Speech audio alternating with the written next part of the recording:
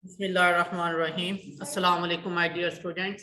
As you know that in the previous lessons, we discussed about the extraction of iron. So today we're going to start this lesson from your textbook page number 76. Everybody, please open your textbook page 76. Here we have, and we're going to learn about iron into steel.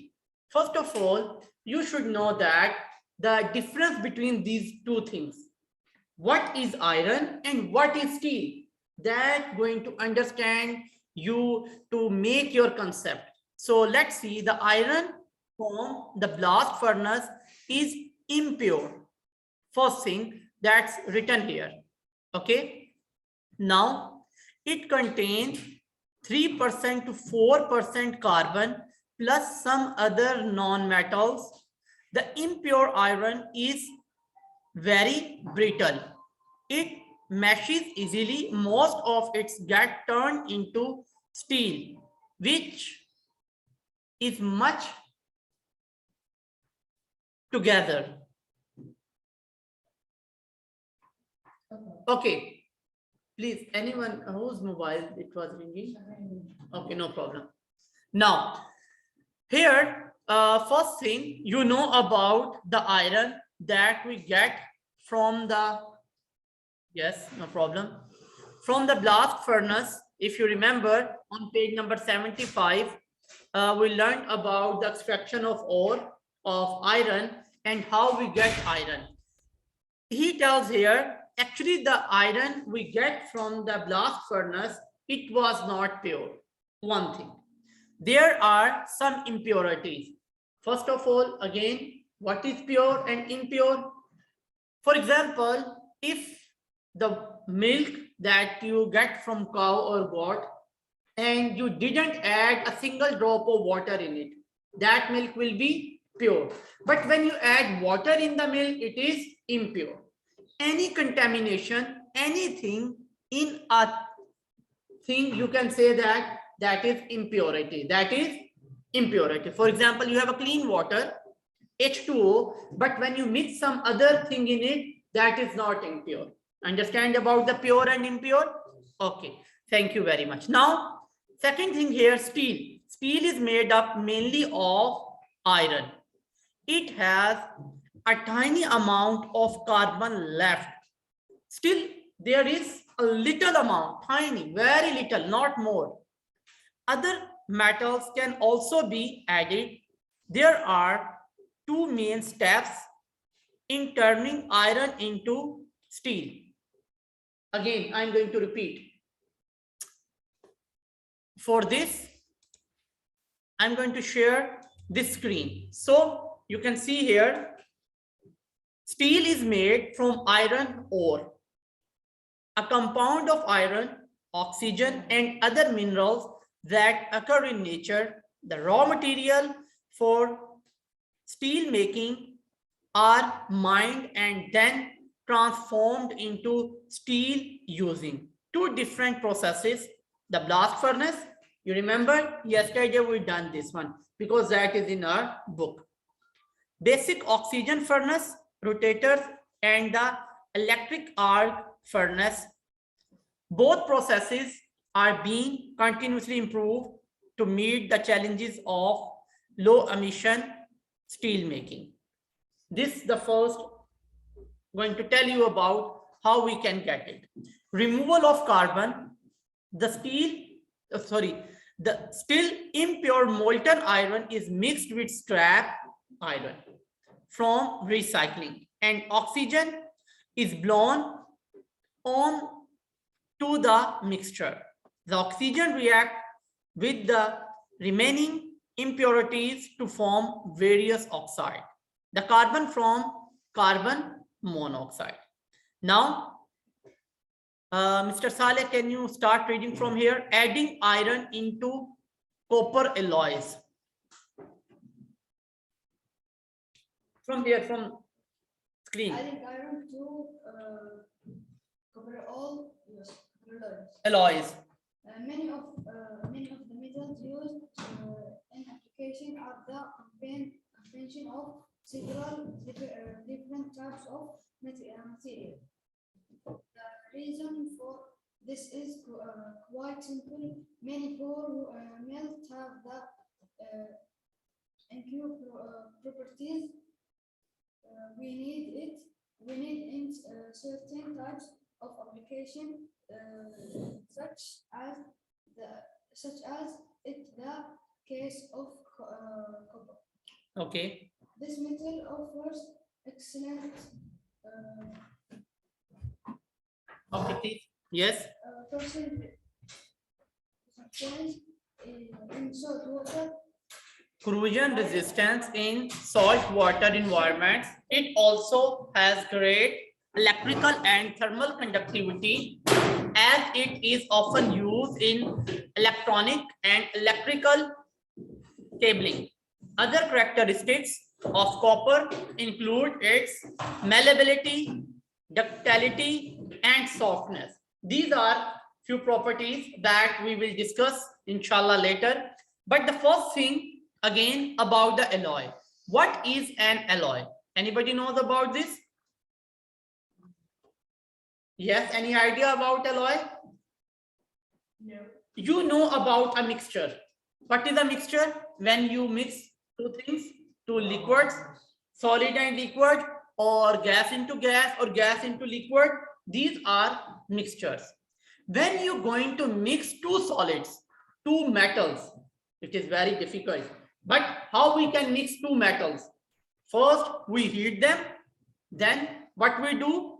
We melt them. For example, I'm going to mix gold and copper. First, I increase their temperature, melt them, and then I mix them. Okay. And what the thing after mixing I got, that we name as alloy. That we name as alloy. Okay. 1 minute. Yes, the degree of mixture with base metal. You can say that, Ayad, but here, very nice. Main are concerned about understanding. Okay, now, so removing most of the carbon. You know, there is 3 to 2% carbon in the iron. And how we going to remove this? This is done by blowing oxygen into molten iron. Then from the blast furnace, carbon burns and escape as carbon dioxide. Obviously, the carbon that is present in it, we're going to mix with oxygen, and carbon and oxygen going to form carbon dioxide. It will go out. Second, adding other metals.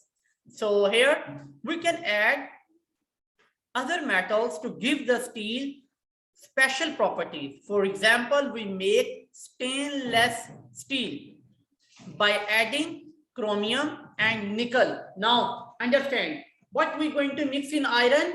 We are going to mix here in iron. First thing, it's mentioned, it's written here as chromium. Second, nickel. This type of steel does not rust. You know the meaning of rust? It will not going to become brown. It will not going to bad. You know, mostly the washroom, if that is made up of iron gate and your house main gate, it become little bit rusty or brownish color, and it's going to, yeah. So this, yeah, even in the picture, that is stainless steel actually. Okay, it is used to make culture. Now, second part of today's lesson, that is about the corrosion of iron. Actually, this is the rusting process that we will discuss, inshallah. But before, let's see this adding iron into copper. What happened? And the thing that I explain you about the alloy, there is an example here. Like copper, iron is also malleable and ductile. What is the meaning of malleable? Anybody can tell me? Malleable and ductile. Malleability and ductile. Please, you can highlight or underline these two words. Malleable, basically, it's mean when you should or you're going to hammer on the iron or any metal, it will change its shape. It will change its shape. For example, the coin, you have you start to hammer on it, it will maybe more plain, and you can bend this, or you can change its shape with hammering. Okay. But you cannot change size or only shape. Size also change. Obviously, when you're going to hammer, its shape change, size change, volume will be same, weight will be same. It will not broken. It change its shape. Okay. Second, ductile. When you start to stretch them with lot of force, you can convert them into wires. The wire in this wire inside the cable, you can make their wires. Okay, so that is the ductility. It also has So in the iron you have wire. air. In the iron. Yes, you can make irons wire, but these are not much better. Okay, so yes, ductility is a mechanical property commonly described as a material's ability to join. Very nice. Okay, now conductivity. What is a conductor? Okay, who going to tell me? It's very easy. You learn about conductor in your physics subject very well. What is conductor? Please, anybody? Yeah, conductor. Or we name here conductivity. This term. Okay, no problem. I'm going to tell you. Conductor and insulator, they are opposite to one another. If right side conductor, its opposite is insulator, or you can say that non-conductor. How? Conductor is any material, any substance that allows electricity and heat to conduct from this. Okay, like these cables, the wires that you put in the switch and plug, and you can turn on your device that allow electricity to move in it. Understand? Yes. These things that allow electric current and also heat, these name as conductors. Why this happened? This is due to free electrons. Why they conduct electricity or heat? Due to free electrons. Okay, now the second thing here about conductors, this you know very well, and the materials, they don't allow to conduct electricity or heat. We name them insulator. We name them or non-conductor. So you know that the plug that you hold in your hand, that is insulator, because you didn't feel electric current. And the inside the plug, there the wire and the switch that is made up of certain type of metals, they conduct electricity. Understand? Yes. So it's mean copper, iron, these are the examples of conductor. And the plastic, the wood, they are non-conductor or insulators. Okay, now come back to our main topics, type of material that allow flow of charge in one or more directions. Yes, thank you very much. Like silver, copper, and aluminium. Thank you, my dear Ayad. Very nice. Please concentrate. Look, Yusuf, if this is his problem, leave him. You will not go to his cover or his grave. Okay? Please listen. I'm here. Okay. Just concentrate here. Now, and tensile strength, as it can be stretched without breaking. You can stretch them, but they will not going to break. Okay? Not like a rubber or a cotton. When you stretch, it will be teared, but this will not happen with them. However, iron is corrosive as it oxidizes when in the presence of water and oxygen to form rust. This is called corrosion. Corrosion is a type of, or you can say that as rusting process.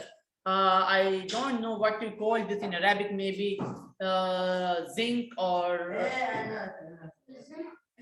like this. It will come on it. It will come like this, like this, like this. Whatever the word you use. Okay. Okay. What restart? Now, the second last part of today's lesson, please boys concentrate again. Now, copper nickel alloys. I already told you what are alloys. Now, when introduced into copper nickel alloys, the iron can help improve the corrosion resistance and strength of the alloy. When you mix these metals into the iron, then iron get more strength. More strength, and the corrosion process or the rusting process will be reduced. Okay. Now it is very important. Aluminium bronze. This copper alloy has roughly 6% of iron added. In this, you add almost 6% iron. The iron provides strength and wear resistance. This type of alloy will be typically used in marine environment and application. The mostly things that interact or contact with water, where we use these kinds of materials. Aluminium, bronze. Yes. Now, conversion of iron into steel, again, it's going to tell you a little bit. Scrap steel, whatever you have, recycle this. Temperature control. Second, limestone, form slag, reduce impurities. Pig iron, then lose impurities. Again, other elements make alloy. So these all in front of you. This happened one by one. Rust is a form of iron oxide. It has water loosely bonded to it.